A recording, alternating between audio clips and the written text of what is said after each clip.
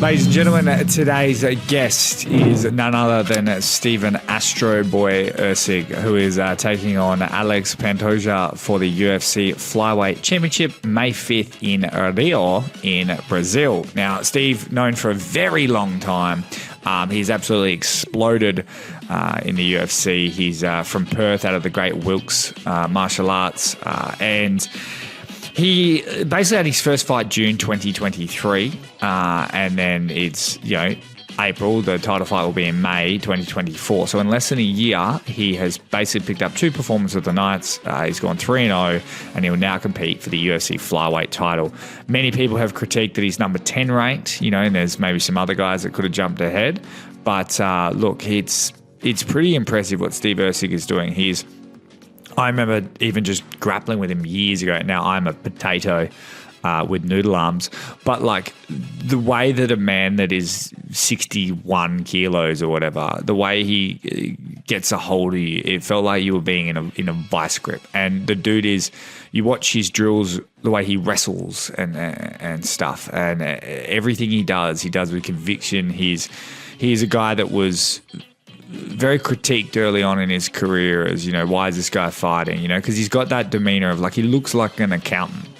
He looks like an accountant's accountant. Like, he looks like a super nerdy dude. And he's got a soft voice, but he is literally one of the most feared guys in the world.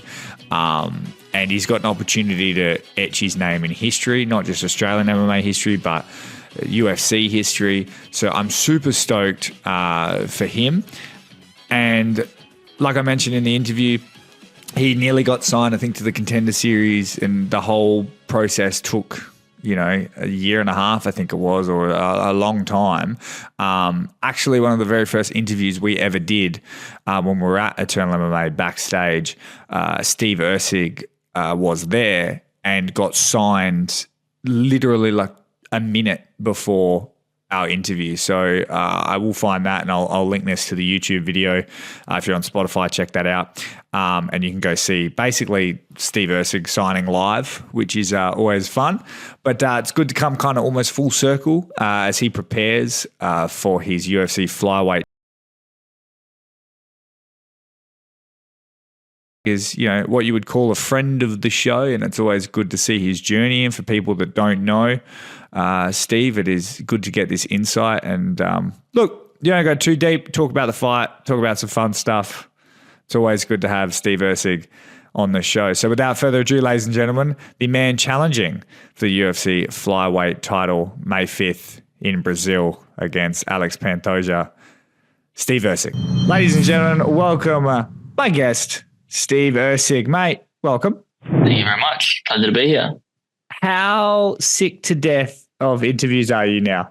Depends on the interview, to be honest. Sometimes they're interesting, sometimes they're not so interesting. So it just depends on the one. How many have you done in this sort of run-up? I don't know, 30. I really don't know. Mate, because obviously, like, from the days of being an Eternal MMA champ to now being, competing for a UFC title, and you hear fighters talk about the media obligations and whatnot, are you starting to really notice just how taxing that can be? Yeah, for sure. I mean, I don't think I'm anywhere near seeing the full extent of it. I think next week, actual fight week's going to be absolutely crazy. And obviously after I win the title, everything will blow up even more so. So I think it's only going to get more intense, but got to try to take it and try to enjoy it as much as I can. Is it fun for you at all? I know you're not like the world's biggest shit talker, but like, do you enjoy the media festivities? I enjoy doing some, but obviously it does weigh on you a little bit doing too many of them. What's the worst one you've had so far? I'll say I don't know. We'll leave it there. We'll be political. I love it. Now, mate, everyone, when I know it was such a long journey to get to the UFC. Obviously, a lot of people don't know about I don't even know if it was visa issues or whatever it was, but some things that got stuffed up. It almost seems like it took longer for you to get to the UFC than when you were in the UFC to get to a title shot. Has it's going to sound stupid, but has it surprised you how quickly this has all happened? Yeah, of course. I thought after my first fight it being a top 10 opponent and stuff, I'd be able to get there quickly with some like good finishes and stuff. But it's even faster than I expected. So when it comes to like when this title fight came about and everything, and they call you, they tell you, do you look forward to your time off? Because I mean, the word is obviously that you were halfway into your KFC and whatnot. Do you look forward to your time off? Because you're a guy that seems to stay in shape all year round. yeah, I just look at time off differently. So time off for me isn't away from the gym. Time off is just learning new things and having fun in the gym. It doesn't have to be so serious and so hard all the time. So I still, even though I got the call very quickly, I tried to make sure that for the next week and a half, I still took that mental break to still train, but do it a little bit more carefree, I guess. And after that week, I was a little bit more refreshed and ready to go back into camp. What's your go-to KFC?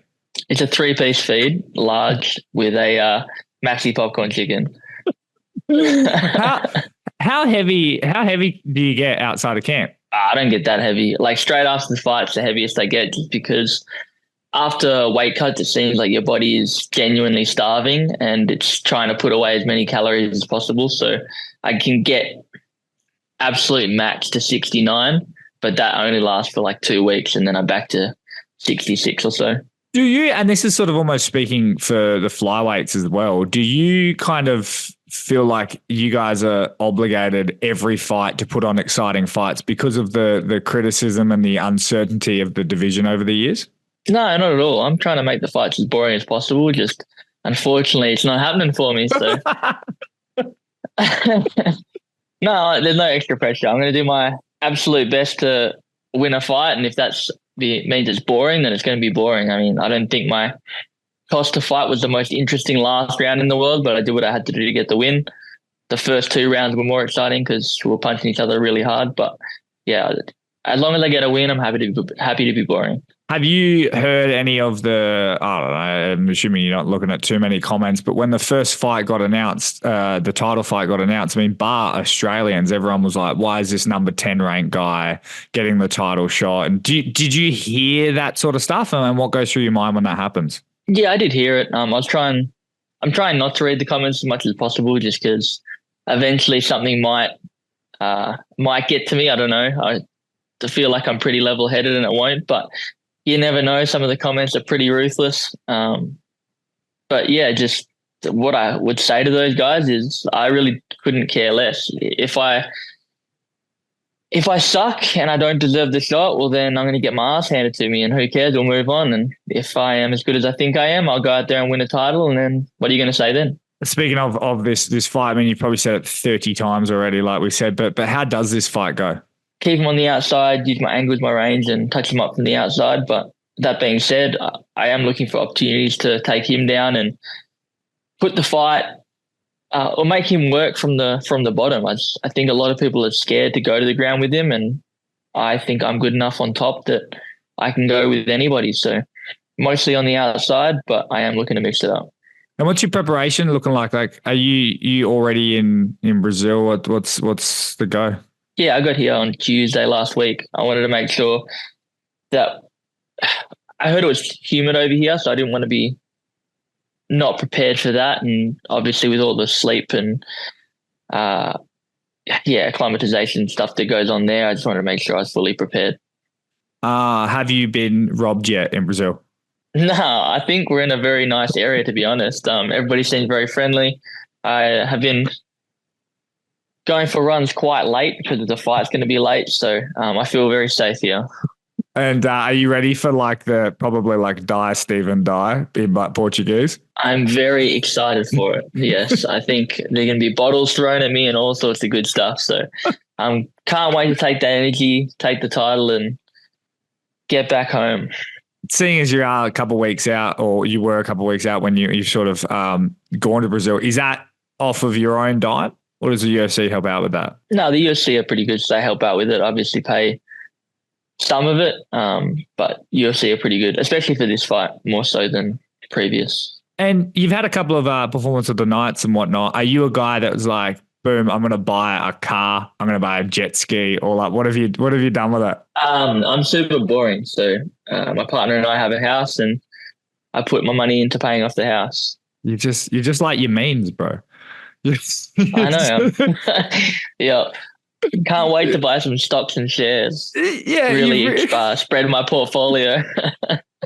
I feel like you've really lent into that. Do you just go, oh man, like I've copped that my whole life, or just like you're like, this is my thing, I'm rolling with it? Yeah, sort of.